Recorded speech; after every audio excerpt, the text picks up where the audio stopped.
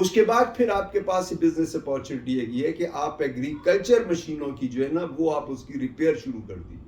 Agriculture مشینوں کی آپ ریپیئر شروع کر دیے, اس میں اچھا کام ہے.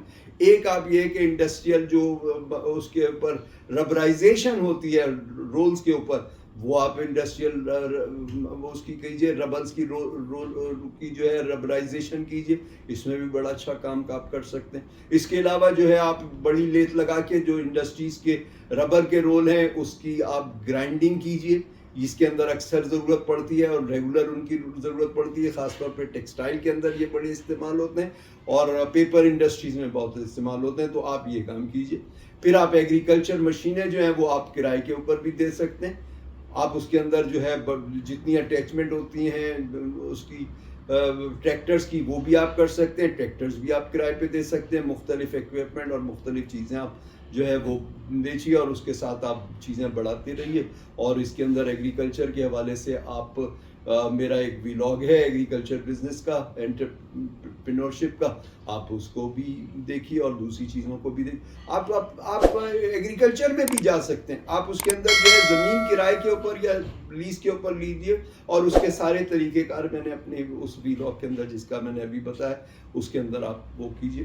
اسی کے حساب سے پھر آپ ایک فیبریکیشن کا کام کیجیے اور اس کے اندر جو ہے فیکٹریوں کے جو ضرورت پڑتی ہے بیچرز اور ٹرالیز کی وہ آپ بنائیے.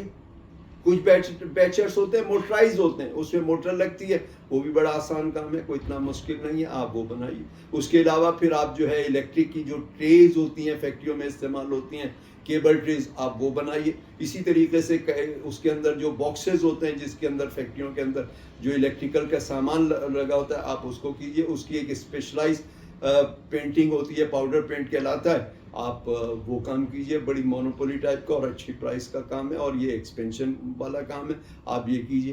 اس کے علاوہ جو ہے پائپنگ کا انڈسٹریز کے اندر بڑا کام ہے, آئل پائپ اس کا کام ہے.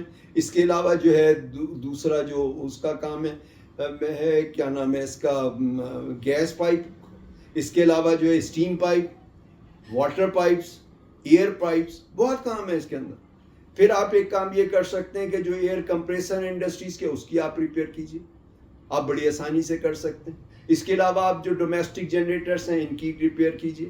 اس کے علاوہ جو انڈسٹریل جنریٹرز ہیں وہ ایک الگ فیلڈ ہو جاتی ہے, آپ اس کی ریپیئرز میکینیکل ریپیئرز بھی کر سکتے ہیں اور اس کی اوور ہالنگ بھی کر سکتے ہیں, اسپیئر پارٹس بھی کر سکتے ہیں.